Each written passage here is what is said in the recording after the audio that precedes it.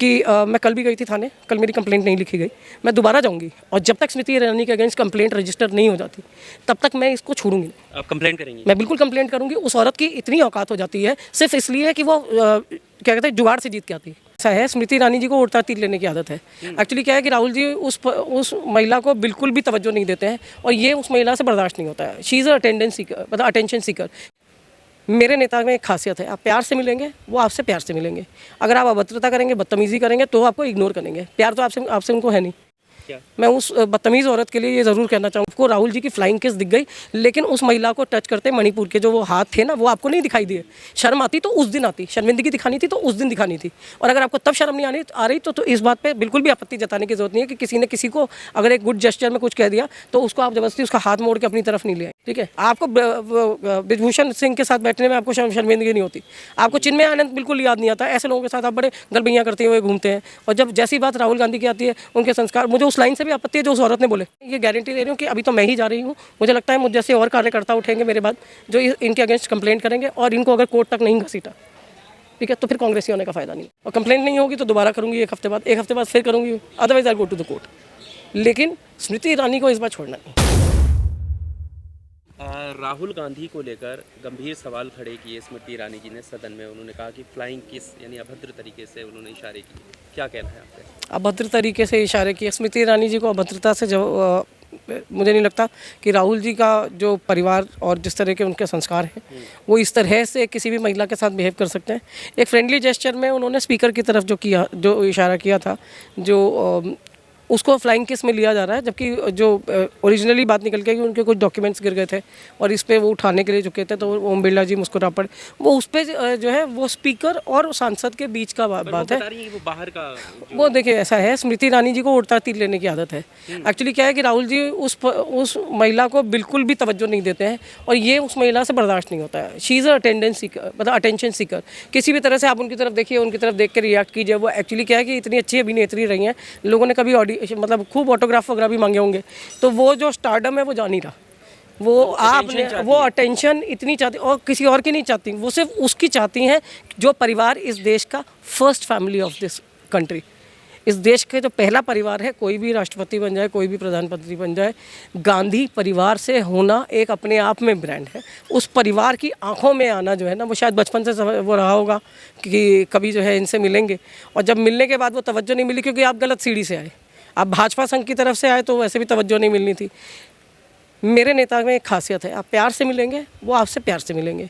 अगर आप अभद्रता करेंगे, बदतमीजी करेंगे तो आपको इग्नोर करेंगे। प्यार तो आपसे उनको है नहीं, प्यार वो आपके लिए दिखाएंगे नहीं, ठीक है, लेकिन आपके साथ बदतमीजी नहीं करेंगे। तो इस बात को शालीनता से ये बात उनको समझनी चाहिए कि उनके अलावा जो है पार्टी की और भी महिलाएं थी। क्यों नहीं ये इस बात को वो ये करती कि सांसद में तो उनकी माँ भी बैठी थी, हो सकता है उन्होंने अपनी माँ के लिए किया हो। आप कहीं कोने में बैठी हैं और ढूंढ के उस वो किस को अपनी तरफ लेके आ रही हैं, तो प्लीज़, मतलब इतनी बड़ी वो नहीं है। आप बदतमीज़ी से बात करती हैं, आप बदतमीज़ी से बात करती हैं, आप सिर्फ नाम ले के बात करती हैं। आपको राहुल जी की फ्लाइंग किस दिख गई, लेकिन उस महिला को टच करते मणिपुर के जो वो हाथ थे ना, वो आपको नहीं दिखाई दिए। शर्म आती तो उस दिन आती, शर्मिंदगी दिखानी थी तो उस दिन दिखानी थी। और अगर आपको तब शर्म नहीं आ रही तो इस बात पर बिल्कुल भी आपत्ति जताने की जरूरत नहीं है कि किसी ने किसी को अगर एक गुड जेस्चर में कुछ कह दिया तो उसको आप जबरदस्ती उसका हाथ मोड़ के अपनी तरफ नहीं ले आएंगी। पर जैसे अभी आपने कहा कि वो किसी और को भी दिखा सकते थे, उन्हें क्यों दिखाया, ये बात तो स्मृति ईरानी भी कह सकती है ना कि राहुल पर ही उन्होंने क्यों आरोप लगाए, किसी और पर भी तो लगा सकती थी अगर आरोप ही लगाने थे तो। देखिए, मैंने आपको क्या कहा कि एक परिवार विशेष के प्रति प्रेम विशेष है। ये प्रेम है कि नफरत है? नहीं, ये प्रेम विशेष है। वो अटेंशन जो उनको चाहिए वो वहीं से चाहिए। सोनिया जी ने एक दिन कह दिया था डोंट टॉक टू मी। अब राहुल जी जिस दिन तक ये नहीं बोलते थे कि डोंट मिसबिहेव विद मी या डोंट टॉक टू मी, उस दिन तक वो इंतज़ार कर रही हैं। किसी दिन एक लाइन में वहाँ भी बेइज्जती हो जाएगी। तो ढूंढ के ऐसा ना करें। और ये आप इनकी बेटी की शादी का वीडियो निकाल लें और उसमें देख लीजिए कितने लोगों को हक किया है, कितने लोगों को पुच्चियाँ बांटी हैं। तब जो है तब इनको वो शर्मिंदगी नहीं होती कि कितने लोग आपके आसपास हैं। एक स्वस्थ माहौल में काम कर रहे हैं, आप एक संसद के अंदर बैठे हैं, सभी सभ्य लोग हैं, ठीक है। आपको ब्रिजभूषण सिंह के साथ बैठने में आपको शर्मिंदगी नहीं होती, आपको चिन्मय आनंद बिल्कुल याद नहीं आता। ऐसे लोगों के साथ आप बड़े गलबैयाँ करते हुए घूमते हैं। और जब जैसी बात राहुल गांधी की आती है, उनके संस्कार, मुझे उस लाइन से भी आपत्ति है जो उस औरत ने बोले। क्या? मैं उस बदतमीज़ औरत के लिए ये ज़रूर कहना चाहूँगी कि तो उसने शब्द यूज़ करे कि गांधी परिवार के संस्कार, गांधी के परिवार के संस्कार ये हैं कि उनके घर की औरतें जो हैं वो अपने घर परिवार के लोगों को, जिनको जबकि पता है कि अंत कुछ भी हो सकता है, इस देश को उन्होंने अपना, सोनिया जी ने, इंदिरा जी ने, नेहरू जी ने, राजीव जी ने और आज प्रियंका जी और राहुल जी जो कर रहे हैं, उस परिवार की लेगेसी को टच करने की औकात नहीं है जिसकी, और बार बार उस परिवार को अगर गाली बकता है ना, तो मुझे लगता है कि पार्टी कुछ कहे ना कहे, लोग और नेता हमारे कुछ कहे ना कहे, और राहुल जी सोनिया जी तो वैसे भी कुछ नहीं कहते, लेकिन मुझे लगता है कि हम जैसी महिलाओं को एक दिन निकल के इनसे पूछना ज़रूर चाहिए कि मैडम ये बार बार जो है ना एक ही तरफ मत घूमा कीजिए। सीधी बात सिर्फ इतनी सी है कि उस परिवार ने जहाँ जहाँ शहीद दिए हैं, तो आप टीवी पे नाचते गाते कुछ भी करती हुई आ जाए, ठीक है, मतलब छमिया नचनिया सब कुछ चलती है, ठीक है, लेकिन उस जगह पे जहाँ वो बैठ के ओवर एक्टिंग करती है ना इतनी, वहाँ उस संसद की कम से कम गरिमा बना के रखें और अपने जो शब्द हैं वो उन्हें वापस लेने चाहिए। मैं आपको पहले ही बता दूं कि मैं कल भी गई थी थाने, कल मेरी कंप्लेंट नहीं लिखी गई, मैं दोबारा जाऊँगी और जब तक स्मृति ईरानी के अगेंस्ट कंप्लेंट रजिस्टर नहीं हो जाती तब तक मैं इसको छोड़ूंगी नहीं। आप कंप्लेंट करेंगी? मैं बिल्कुल कंप्लेंट करूँगी। उस औरत की इतनी औकात हो जाती है सिर्फ इसलिए कि वो क्या कहते हैं जुगाड़ से जीत के आती है। जिस अमेठी के मन में राहुल गांधी बसे हैं ना, वहाँ से जीत तो खुद नहीं सकती थी। अगर आप ईवीएम का या किसी और तरह का घोटाला करके आप जीत भी गई हैं तो कम से कम उसमें इतना तो रखिए, गरिमा रखिए कि जिस परिवार पे आप बार बार उंगली उठा देती हैं उस परिवार से दो जो है शहीद भी आते हैं।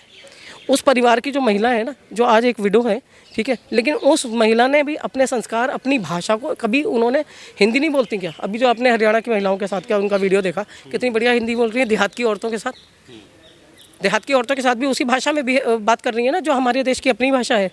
तो वो इस मिट्टी में रच बस गई, ठीक है, लेकिन आपसे अगर वो बर्दाश्त नहीं होती तो ये आपकी कमी है, ये आपकी कमी है।